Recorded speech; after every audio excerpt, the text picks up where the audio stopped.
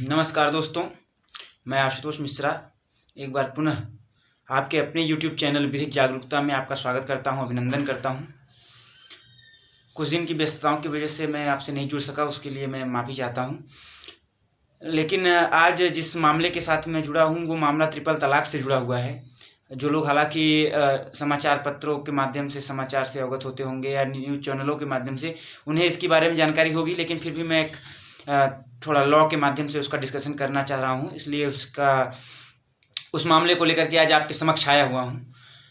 इससे पहले कि मैं इस केस को शुरू करूँ, आप लोगों से दो निवेदन है। एक तो आप चैनल को अगर सब्सक्राइब नहीं किए हैं तो सब्सक्राइब करके बेल आइकन दबा लीजिए ताकि आने वाले वीडियोस की अपडेट्स आप तक पहुँचती रहें। दूसरा ये कि अगर आप स्टूडेंट हैं या आप लॉयर हैं, दोनों स्थिति में आप कॉपी पेन अपने साथ रखिए, क्योंकि ये सुप्रीम कोर्ट की गाइडलाइन है और सुप्रीम कोर्ट की गाइडलाइन केवल सुप्रीम कोर्ट में ही बदली जाती है और हाई कोर्ट और डिस्ट्रिक्ट कोर्ट जितनी भी लोअर कोर्ट्स होती हैं, सबऑर्डिनेट कोर्ट्स, उसमें वो मान्य रहती हैं जब तक कि सुप्रीम कोर्ट खुद अपनी रूलिंग को ओवर रूल न करे। तो दोस्तों, ये मामला है Rehana Jalal versus state of Kerala का। Rehana Jalal versus state of Kerala का मामला है। इसमें protection of Muslim women's act और आईपीसी के सेक्शन 498A और 34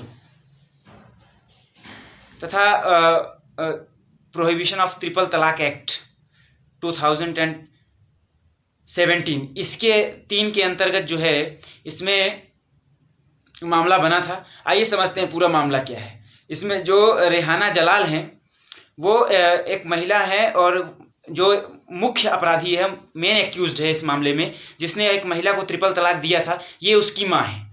लेकिन जिस महिला को ट्रिपल तलाक दिया गया उस महिला ने एक केस फाइल किया था। उस केस में न केवल पति के खिलाफ केस फाइल किया, उसने पति के रिलेटिव्स के साथ उसके माता पिता और एक भाई और एक बहन के खिलाफ, साथ ही साथ उनके पति के खिलाफ, सबके खिलाफ उन्होंने FIR लॉन्च करी।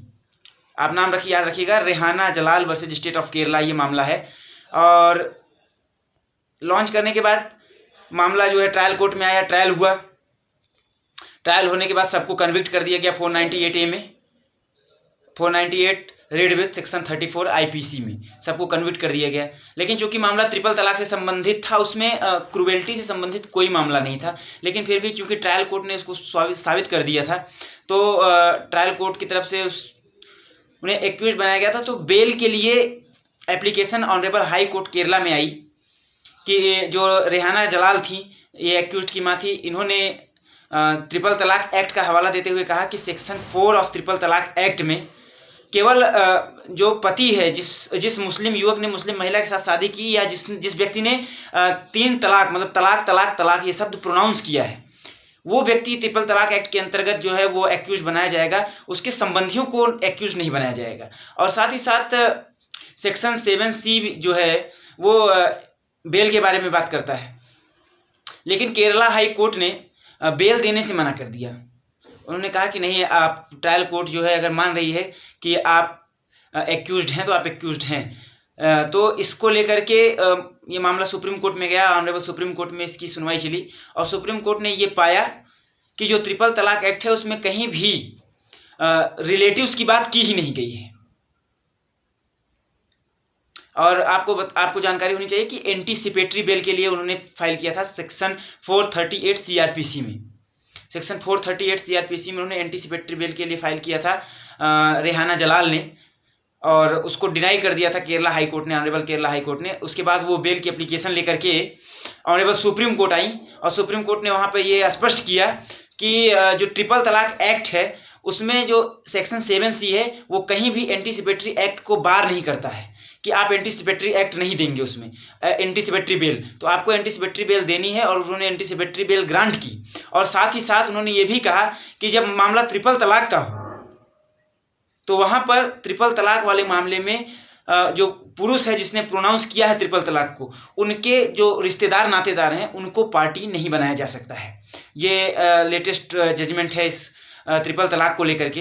तो आप लोग इसको एकदम याद रखिएगा, Rehana Jalal versus state of Kerala का मामला, जिसमें सुप्रीम कोर्ट ने न केवल एंटीसिपेटरी बेल ग्रांट की इस मामले में, जहां पर 498A रेड विथ 34 आईपीसी का मामला दर्ज किया गया था, और साथ ही साथ ट्रिपल तलाक एक्ट के तहत भी, ये ट्रिपल तलाक एक्ट क्योंकि ये प्रोहिबिट कर दिया गया है, वो इलीगल है।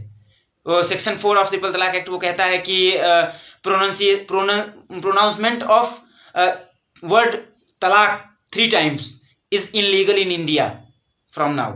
ये उसमें सेक्शन 4 में ये कहा गया है, लेकिन उसमें कहीं भी ये नहीं कहा गया है कि उसमें किसी भी पति के नातेदार को, रिश्तेदार को पार्टी बनाई जाएगी। इसलिए सुप्रीम कोर्ट ने बहुत स्पष्ट करते हुए कहा कि जब मामले ट्रिपल तलाक से संबंधित कोई मामला न्यायालय में आए तो उसमें ये बात स्पष्ट जान लेनी चाहिए कि ना तो ट्रिपल तलाक एक्ट में जो 7C है वो एंटीसिपेटरी एक्ट को कहीं से बाहर करता है, एंटीसिपेटरी बेल को कहीं से बाहर करता है, उसको रोकता है, और ना ही वो कहीं पर यह प्रावधान किया गया है कि ट्रिपल तलाक के मामले में जो पति के रिश्तेदार नातेदार हैं उनको पार्टी बनाई जाए। तो आशा है कि आपको हमारी वीडियो से लाभ हुआ होगा। आगे अन्य वीडियो के लिए जुड़े रहें चैनल के साथ। तब तक के लिए नमस्कार।